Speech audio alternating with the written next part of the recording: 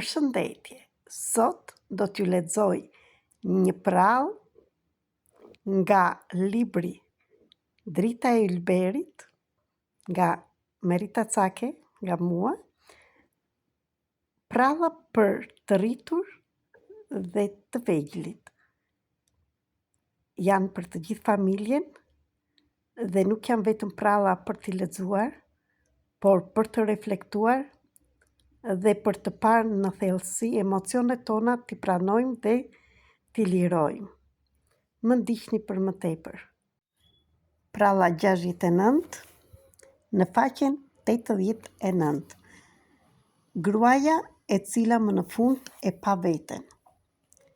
Ishte njëherë një grua që ecste çdo ditë me kokën poshtë. Nuk donte të dallohej. Nuk donte të bëhej barë për askënd. Nuk qante, nuk ankohej, vetëm bante. Për të tjerët ishte e fortë, por në eshtjen e saj fshinte një zemër të lodhur që pyeste çdo natë. Po unë, ku jam? Ajo kishte mësuar që dashuria fitohej me sakrificë, që duhej të kujdesej për të gjithë, në mënyrë që një ditë dikush të kujdesej për të. Një natë, mbas një lodhje të thellë, ajo ul në shtrat, pa dritë, pa zë dhe qau. Jo si dikur për burrin që se kuptoi, për fëmijë që nuk e falenderuan, për miq që harruan, por qau për veten, për atë që kishte harruar. Dhe në atë pikë ndodhi një magji.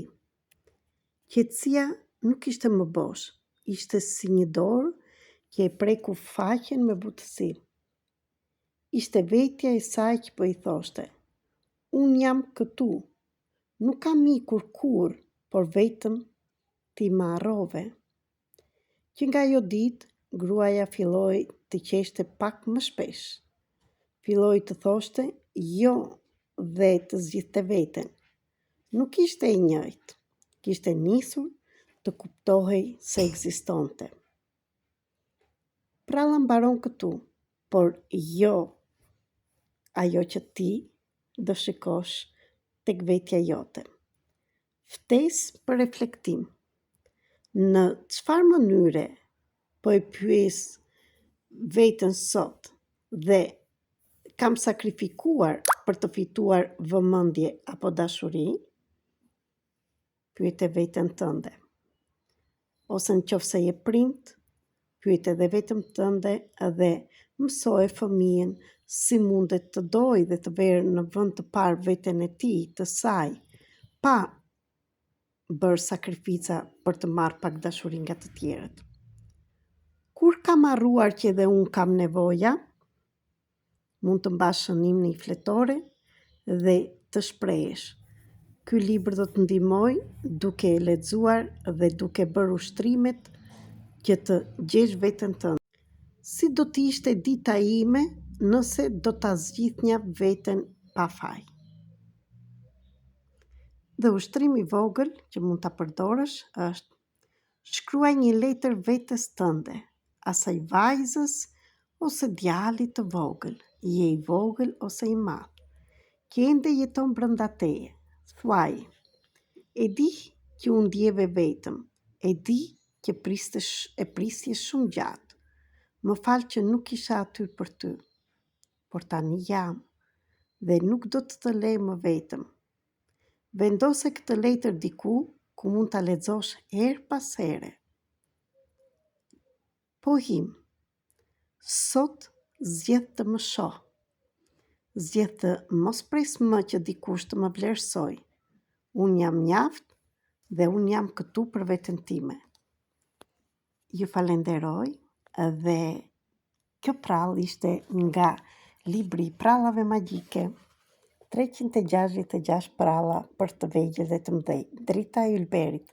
Në qoftë se të pëlqyen këto pralla, mund të më shkruash në privat, ta shpërndash këtë video dhe në njerëz të tjerë, sepse ky libër nuk është vetëm për fëmijë, dhe për të mëdhenj, për gjithë familjen. Për ne, si prindër që u rritëm si fëmijë dhe nuk mësuam si të shprehnim dëshirat dhe emocionet tona dhe i bllokuam.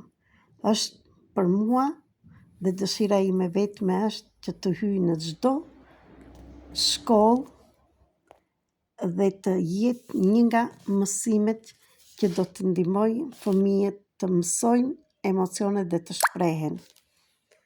Në të njëjtën kohë, është për të gjithë ne të mëdhenjt që duke punuar bazë çdo pralle dhe reflektimi dhe vizatimi të lirojmë ato ndjenjat që i kishim bllokuar. Asnjëherë nuk është vonë. Ju falenderoj, në qoftë se dëshironi, mund të komunikoni për ta marrë librin kudo që jeni në Shqipëri, në Kosovë, në tërë vendet e botës, me post atje ku jeni. Më shkruani në Telegram, WhatsApp dhe Viber tek numri 0030 699 321 46 37. Për juve në Greqi, dihet që nuk do vini prefiksin e Greqisë 0030. Ju uroj gjithë të mirat.